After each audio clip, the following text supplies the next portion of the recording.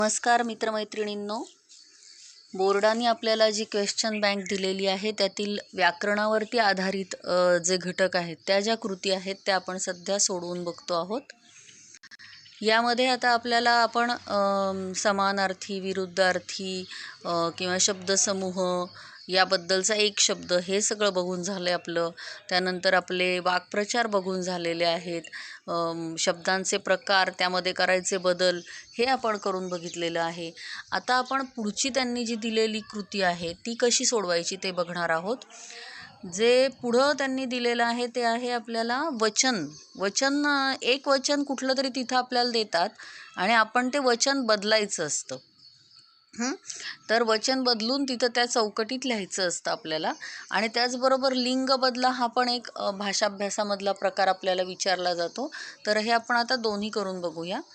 सुरुवातीला पहिलं त्यांनी दिलं आहे रस्ता. आता जेव्हा वचन बदला असं येतं ना, तेव्हा आपण मनाशी नेहमी म्हणून बघायचं की हे एक वचन आहे का बहुवचन आहे किंवा अनेक वचन आहे. तर मग कसं होणार ते एक रस्ता असं आपण मनाशी म्हणून बघायचं. एक रस्ता, मग काय येईल बरं? अनेक रस्ते. एक वेळ, अनेक वेळा. भिंती, मग काय आहे हे अनेक वचन आहे, मग आपल्याला त्याचं एक वचन करावं लागेल. म्हणजेच अनेक भिंती, एक भिंत. माणूस एकच आहे. एक माणूस, अनेक माणसे. माणसं वगैरे लिहायचं नाही तिथं, नीट लिहायचं माणसे. एक घड्याळ, अनेक घड्याळे. एक विहीर, अनेक विहिरी. लक्षात येईल. आता पुढं जे त्यांनी दिलंय ना लिंग बदला, पण खाली लिहिलंय बघा वचन बदला. तर आपण दोन्ही करून बघू, जेवढ्याचं शक्य होईल तेवढ्याचं. लिंग पण बदलून बघू आणि वचन पण बदलून बघू. आता पहिल्यांदा वचन बदलून बघूया. कवीचं वचन, एक कवी अनेक पण कवीच असतात. कवी, एक वाघ, अनेक वाघ. एक लेखक, अनेक लेखक. एक माणूस, अनेक माणसे, आपण बघितलं होतं मगाशी. एक वीर, अनेक वीरच. आणि एक संपादक, अनेक सुद्धा संपादकच. इथं काही बदल होत नाही, ह्याचा अर्थ हे त्यांनी लिंग बदलण्यासाठीच आपल्याला दिलेलं होतं. तर आपण आता ह्यांचं लिंग बदलून बघूया. कवी हे हमखास विचारलं जातं लिंग बदलायला. तर कवीचं लिंग, कवी हे पुल्लिंगी आहे, त्याचं लिंग बदलून काय होणार? स्त्रीलिंगी कवयित्री. नीट लिहायचं आहे कवयित्री लिहिताना, कवयित्री वगैरे लिहायचं नाही. तुम्हाला येत असूनही मार्क जातील. कवयित्री. वाघ, वाघीण. वाघ हे पुल्लिंग आहे, वाघीण हे स्त्रीलिंग आहे. लेखक, लेखिका. आता माणूस काही होणार नाही, हे चुकीच पडलेलं इथे. पुढचं आलं वीर. वीरचं होतं, वीर हे पुल्लिंग आहे, त्याचं स्त्रीलिंगी होणार वीरांगना. संपादक, संपादिका. ठीक आहे, हे लक्षात घ्यायचं आहे. मग आपण आता वचन बदला आणि लिंग बदला हे दोन्ही बघितलं आहे. त्यानंतर पुढं विचारलेलं आहे लेखन नियमानुसार लेखन करा. म्हणजे काय असतं की त्यांनी 4 शब्द, एकच शब्द 4 वेळा लिहिलेला असतो आणि त्यामधले 3 शब्द चुकीचे असतात आणि एक कुठला तरी बरोबर असतो, ज्याचं ऱ्हस्व, दीर्घ, जोडाक्षर हे सगळं व्यवस्थित लिहिलेलं असतं, लेखन नियमानुसार लिहिलेलं असतं. तर तो योग्य शब्द आपण ओळखायचा आहे आणि तो रीराईट करायचा आहे, तो पुन्हा तिथं लिहून दाखवायचा आहे त्यांना. ठीक आहे. आता हे सोडवत असताना उगाच आपल्याला काहीतरी वाटतंय म्हणून तिथं लिहिणं अपेक्षित नाही आहे. तर लेखन नियमानुसार योग्य ते आपण तिथं लिहायचं आहे, तरच आपल्याला मार्क मिळणार आहेत. मग त्यासाठी आपलं काय पाहिजे बरं? एक तर आपलं वाचन चांगलं पाहिजे, म्हणजे आपल्याला ऱ्हस्व दीर्घच्या आपल्याकडूनच चुका होणार नाहीत. कधी कधी वाचून तो शब्द इतका जसाच्या तसा डोळ्यासमोर उभा राहतो की आपल्याला लेखन नियम वगैरे सोडून द्या, पण आपल्याला ते बरोबर कळतं की इथं दीर्घ वापरायचं बरं का, इथं ऱ्हस्व वापरायचं बरं का, इथं रफार कुठं द्यायचं आहे, हे आपल्याला बरोबर कळत असतं. त्यामुळे तुम्ही तुमचं वाचन वाढवा, म्हणजे इथं तुमचे मार्क जाणार नाहीत. आता त्यांनी काय विचारलं आहे बघूया. पहिला शब्द त्यांनी दिलाय निर्जीव. आता म्हणतानाच म्हणून बघायचं निर्जीव. मग काय काय आहे बरं? हा जो 3 नंबरचा आहे ना, जला दुसरी वेलांटी, तर हे बरोबर आहे, निर्जीव. पुढं आहे अंतर्मुख. अंतर्मुख जो पहिला आहे अंतर्मुख, तोच बरोबर आहे. आता जो रफार असतो ना, त्या रफाराचा एक नियम असतो की रफाराचा उच्चार जिथं होतो, अंतर म्हणजे रचा उच्चार कशानंतर आला? त नंतर आला, बरोबर आहे, अंतर्मुख. मग त नंतर जर रफाराचा उच्चार आलेला आहे तर जे पुढचं अक्षर असतं, पुढचं अक्षर काय आहे, मू, अंतर्मुख ना, तर त्या मूवरती तो रफार द्यायचा असतो. उच्चार पूर्ण झाल्यानंतर येणाऱ्या अक्षरावरती तो रफार द्यायचा असतो. हे साधं सोपं लॉजिक लक्षात ठेवा, त्यामुळे तुमच्या रफाराच्या चुका होणार नाहीत. आता त्यानंतरचं विचारलं आहे हुबेहूब. 3 नंबरचा हुबेहूब बरोबर आहे. पहिल्या हला पहिला उकार आहे, दुसऱ्या हला दुसरा उकार आहे. क्रियाशील, जो पहिला क्रियाशील दिला आहे तो बरोबर आहे. नंतर आहे शैक्षणिक. शैक्षणिक हा पहिलाच दिलेला शैक्षणिक बरोबर आहे. निर्णय, निर्णय हा 3 नंबरचा निर्णय जो आहे तो बरोबर आहे. आता हे सगळं ना शेवटी तुमचं स्किल आहे. हे प्रत्येक गोष्ट मी तुम्हाला सांगू नाही शकत की हे तिथं कसं बरोबर बसतं ते. तुम्ही हे लक्षात ठेवायचं आहे. तुम्ही तुमचं वाचन वाढवायचं आहे. यापेक्षा वेगळं आत्ता तरी या क्षणी आपण काही करू शकत नाही. वडिलांसोबत, आता वडिलांसोबत लक्षात घ्या, वडील शब्द जेव्हा नुसता तुम्ही लिहिता तेव्हा डला हा दीर्घ वेलांटी असते. पण जेव्हा वडील या शब्दाला कुठलाही प्रत्यय लागतो तेव्हा ती वेलांटी पहिली होते. हे कायम लक्षात ठेवायचं. आता इथं वडिलांसोबत जे आहे तिथं पहिली वेलांटी असलेलं वडिलांसोबत म्हणजे किती नंबरचं आहे ते 2 नंबरचं, तेच बरोबर येणार. वडिलांसोबत. तालमीला, मला दुसरी वेलांटी म्हणजे 2 नंबरचं जे आहे ते बरोबर आहे. आणि गारहाणी, गारहाणी हे 3 नंबरचं जे आहे ते बरोबर आहे. लक्षात येईल. तर हे तुमचं वाचन वाढवूनच तुम्ही लेखन नियमाच्या चुका काढू शकता.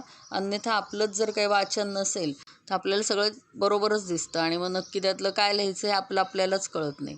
त्यामुळे वाचन वाढवा. आता पुढचं दिलं आहे वाक्य लेखन नियमानुसार अचूक लिहा. आता इथं काय असतं की अख्खं वाक्य दिलेलं असतं आणि त्या वाक्यामध्ये काही चुका केलेल्या असतात. कधी तिथं ऱ्हस्व दीर्घच्या चुका असतात, कधी जोडाक्षरांच्या चुका असतात, कधी जे विरामचिन्ह असतात त्या विरामचिन्हांच्या चुका केलेल्या असतात. शक्यतो एका वाक्यामध्ये 2 तरी चुका असतातच. तर ते नीट बघून आपण ते सोडवायचं आहे. तर पहिलं वाक्य बघूया. काय हो हे तुम्ही, आता बघा तुम्ही आणि च यामध्ये अंतर ठेवलेलं आहे, चुकीचं आहे. तुम्हीच फरशी पुसता आणि तुम्हीच ती घाण करता. आता इथं काय होणार, तुम्हीच हे जे पहिलं आहे जोडून घ्यायचं आहे. ॲक्च्युली त्यांची टायपिंग मिस्टेक असणार आहे, पण आपण ते जोडून ते पूर्ण करूया नीट. आणीचं णला नेहमी ऱ्हस्व वेलांटी असते, त्यामुळं ते एक चूक त्यांनी केलेली आहे. आणि पुढचं तुम्हीच जे आहे ते मला दुसरी वेलांटी हवी होती, दीर्घ वेलांटी हवी होती. अशा पद्धतीनं आपण 3 चुका तिथं दुरुस्त करायच्या आहेत आणि ते वाक्य पुन्हा लिहायचं आहे. पुढचा प्रश्न आहे, आमचे मूळ गाव दक्षिण गोव्यातील माशेल आणि पुढे 2 पूर्णविराम काढलेत. हे इतकं बारकाईने नीट बघायचं. तर ते येणार दक्षिण, बदल करायचा, एक शला पहिली वेलांटी आणि तो एक पूर्णविराम जो आहे तो काढून टाकायचा आहे आणि वाक्य परत लिहायचं आहे. पुढं आहे पण माझ्या आईनं धीर सोडला नाही. आता इथं आईनं ई दीर्घ हवा होता. ही एकच चूक तरी सध्या तरी इथं आहे. धीर बरोबर लिहिलेलं आहे त्यांनी. अचानक मला जंगलाच्या कोपऱ्यावर थोडीशी हालचाल जाणवली. आता कोपऱ्यावर बरोबर लिहायचं आहे, ते अंतर सोडलं आहे ते थोडीशी. शला पहिली वेलांटी आहे ती दुसरी वेलांटी करायची आहे आणि जाणवली लला दुसरी वेलांटी करून वाक्य रिराईट करायचं आहे. आता पुढचं काय आहे बरं, खालील विरामचिन्हे ओळखून त्यांची नावे लिहा. पहिलं आहे पूर्णविराम, नंतरचं आहे प्रश्नचिन्ह, त्यानंतर आहे स्वल्पविराम आणि त्या पुढच्या चिन्हाला काय म्हणतात, विसर्गचिन्ह. ठीक आहे. त्यानंतर आणखीन एक परत त्यांनी पुढं तेच विचारलेलं आहे, रिराईट तुम्हाला काय म्हणजे पूर्णविराम किंवा हे विरामचिन्ह जी आहेत ती परत आपण बघूया. पुढचं विरामचिन्ह आहे अर्धविराम, त्यानंतरचं विरामचिन्ह आहे उद्गारवाचक चिन्ह, नंतरचं विरामचिन्ह आहे एकेरी अवतरण चिन्ह आणि त्यानंतरचं विरामचिन्ह आहे दुहेरी अवतरण चिन्ह. हे लिहित असताना व्याकरणाच्या किंवा म्हणजे ऱ्हस्व दीर्घ या कुठल्याही चुका आपण करायच्या नाही आणि त्यामुळे मग आपलं ते सगळं बरोबर होईल. ठीक आहे. आता त्यानंतर आणखीन त्यांनी खालचं जे दिलेलं आहे त्याच्यामध्ये काय केलं आहे की आपण विरामचिन्ह घालायचे. जो शेवटचा त्यांनी दिलेला आहे तो आहे योग्य विरामचिन्हे वापरा. पहिलं वाक्य काय दिलं आहे, तर मुलांनो आधी मी माझे 2 अनुभव सांगतो. आता हे जेव्हा विचारतात ना प्रश्नपत्रिकेत तेव्हा लक्षात ठेवायचं की विरामचिन्ह आपल्याला वाटतात म्हणून वापरायची नाहीत. धड्यामध्ये जी विरामचिन्ह आलेली आहेत ती आपण इथं वापरायची आहेत आणि त्यामुळे धड्यांचं वाचन हे आपलं चांगलं पाहिजे. तर ह्या इथं काय येईल तर दुहेरी अवतरण चिन्हामध्ये हे वाक्य येणार आहे. तर मुलांनो नंतर स्वल्पविराम येणार आहे आणि पूर्णविराम पूर्ण झाल्यानंतरच दुहेरी अवतरण चिन्ह पूर्ण होणार आहे. तर मुलांनो आधी मी माझे 2 अनुभव सांगतो. पुढं आहे सत्कार करण्याएवढे मी काय केले आहे तपोवनासाठी. आता इथं आपल्याला वाटेल की एकेरी अवतरण चिन्ह आहे की काय, पण तुम्ही जर धडा नीट वाचला तर तिथं एकेरी किंवा दुहेरी अवतरण चिन्ह नाही. तर या वाक्यामध्ये फक्त प्रश्नचिन्ह येणार आणि वाक्य पूर्ण होणार. पुढं आहे रामानं सेतुबंधन केलं पण त्यासाठी अनेकांचा हातभार लागला. हे दुहेरी अवतरण चिन्ह टाकून वाक्य लिहायचं आहे आणि रामानं सेतुबंधन केल्यानंतर अर्धविराम द्यायचा आहे आणि अनेकांचा हातभार लागल्यानंतर पूर्णविराम देऊन दुहेरी अवतरण चिन्ह पूर्ण करायचं आहे. आणि शेवटचं वाक्य आहे अरे पण चिठ्ठी मराठीतून आहे. आता हे दुहेरी अवतरण चिन्हामध्ये हे वाक्य लिहायचं आहे. अरे नंतर स्वल्पविराम काढायचा आहे आणि चिठ्ठी तर मराठीतून आहे लिहिल्यावरती पूर्णविराम देऊन दुहेरी अवतरण चिन्ह पूर्ण करायचं आहे. तर अशा पद्धतीनं आपण बोर्डाने दिलेले जे आपल्याला क्वेश्चन बँक आहे त्यामधली व्याकरणावरती आधारित जी कृती आहे ती पूर्ण केलेली आहे. हे तुम्हाला केवळ सरावासाठी दिलेलं आहे. ते आपण आज इथे सोडवून घेतलं आहे. या पद्धतीनं जर तुम्ही घरी अभ्यास केला तर तुम्हाला बोर्डाचा पेपर लिहिताना नक्कीच फायदा होईल. बाय.